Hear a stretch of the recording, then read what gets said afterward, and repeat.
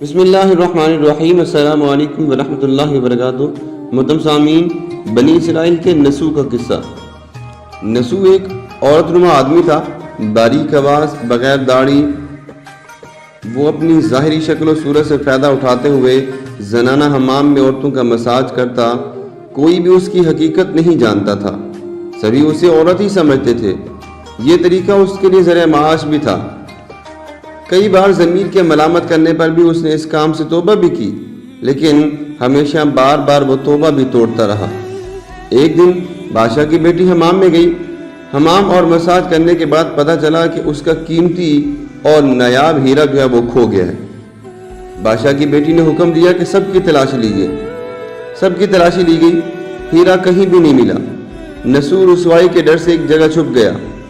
جب اس نے دیکھا کہ شہزادی کی کنیزیں اسے ڈھونڈ رہی ہیں تو اس نے سچے دل سے خدا کو پکارا اور خدا کی بارگاہ میں دل سے توبہ کی اور وعدہ کیا کہ آئندہ کبھی بھی یہ کام نہیں کروں گا، اے مولا میری لاج رکھ لے۔ وہ دعا مانگ ہی رہا تھا کہ اچانک باہر سے آواز سنائی دی کہ نسو کو چھوڑ دو، ہیرا جو گم ہوا تھا وہ مل گیا ہے۔ نسو نم آنکھوں سے شہزادی سے رخصت لے کر گھر آ گیا۔ نسو نے قدرت کا کرشمہ دیکھ لیا تھا اور ہمیشہ ہمیشہ کے لیے اس کام سے توبہ کر لی۔ کئی دنوں سے حمام نہ جانے پر ایک دن شہزادی نے بلاوا بھیجا کہ حمام آ کر میرا مساج کر دو، لیکن نسو نے بہانہ بنایا کہ میرے ہاتھ میں درد ہے، میں مساج کے لیے نہیں آ سکتا۔ نسو نے دیکھا کہ اس شہر میں رہنا اس کے لیے مناسب ہی نہیں ہے۔ سبھی عورتیں اس کو چاہتی ہیں اور اس کے ہاتھ سے مساج لینا بھی پسند کرتی ہیں۔ جتنا بھی غلط طریقے سے اس نے مال کمایا تھا سب غریبوں میں بانٹ دیا اور شہر سے نکل کر کئی میل دور ایک پہاڑی پر ڈیرا ڈال کر اللہ کی عبادت میں مشغول ہو گیا۔ ایک دن اس کی نظر ایک بھینس پہ پڑی جو اس کے قریب ہی گھاس چر رہی تھی۔ اس نے سوچا کہ یہ کسی چرواہے سے بھاگ کر یہاں آ گئی ہے، جب تک اس کا مالک نہیں آ جاتا تب تک میں اس کی دیکھ بھال کر لیتا ہوں۔ لہذا نسو اس گائے کی اس بھینس کی دیکھ بھال کرنے لگا۔ کچھ دن بعد ایک تجارتی قافلہ راستہ بھول کر ادھر آ گیا جو سارے پیاس کی شدت سے نڈھال تھے۔ انہوں نے نسو سے پانی مانگا۔ نسو نے سب کو بھینس کا دودھ پلایا اور سب کو سیراب کر دیا۔ قافلے والوں نے نسو سے شہر جانے کا راستہ پوچھا۔ نسو نے ان کو آسان اور نزدیکی راستہ بھی دکھا دیا۔ نسو کے اخلاق سے متاثر ہو کر تاجروں نے جاتے ہوئے اسے بہت سارا مال بطور تحفہ دیا۔ نسو نے اب ان پیسوں سے وہاں کنواں کھدوایا۔ آہستہ آہستہ وہاں لوگ بسنے لگے اور عمارتیں بننے لگیں۔ وہاں کے لوگ نسو کو بڑی عزت و احترام کی نگاہ سے دیکھتے تھے۔ رفتن رفتن نسو کی نیکی کے چرچے بادشاہ تک بھی جا پہنچے۔ بادشاہ کے دل میں نسو سے ملنے کا بڑا اشتیاق پیدا ہوا۔ اس نے نسو کو پیغام بھجوایا کہ بادشاہ آپ سے ملنا چاہتے ہیں، مہربانی کر کے دربار تشریف لے آئیں۔ جب نسو کو بادشاہ کا پیغام ملا تو اس نے ملنے سے انکار کر دیا اور معذرت چاہی کہ مجھے اور بھی بہت سارے کام ہیں، میں نہیں آ سکتا۔ بادشاہ کو بڑا تعجب ہوا، مگر اس بے نیازی کو دیکھ کر ملنے کی طلب اور بھی بڑھ گئی۔ بادشاہ نے کہا کہ اگر نسو نہیں آ سکے تو ہم خود اس کے پاس جائیں گے۔ جب بادشاہ نسو کے علاقے میں داخل ہوا تو خدا کی طرف سے ملک الموت آیا، بادشاہ کی روح قبض کر کے لے گیا۔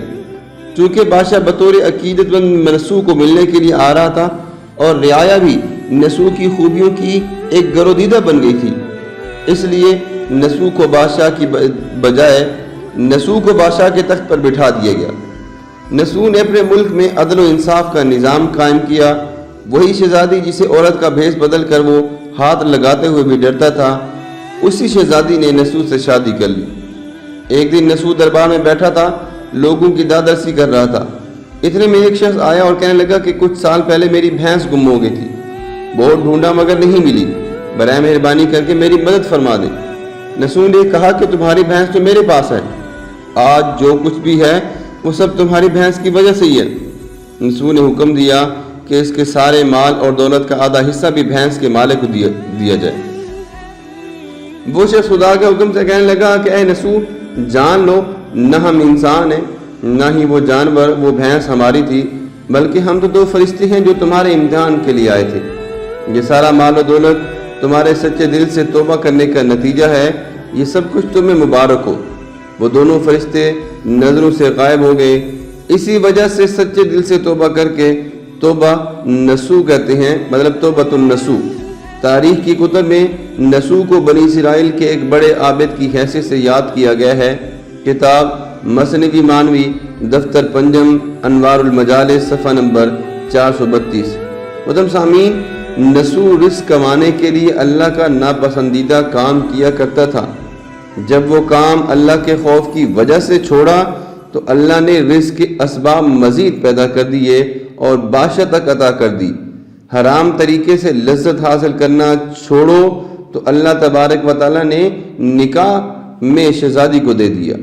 اللہ تبارک و تعالیٰ سب کو توبہ کرنے اور تا دم مرگ اس پر توبہ پر قائم رہنے کی توفیق عطا فرمائے۔ قرآن مجید میں اللہ تبارک و تعالیٰ نے فرمایا، یا ایہا الذین آمنوا توبوا الی اللہ توبۃ نصوحا، اے ایمان والو نسو کی طرح پکی سچی توبہ کرو۔ اللہ تبارک و تعالیٰ ہم سب کو توبہ کرنے کی توفیق عطا فرمائے۔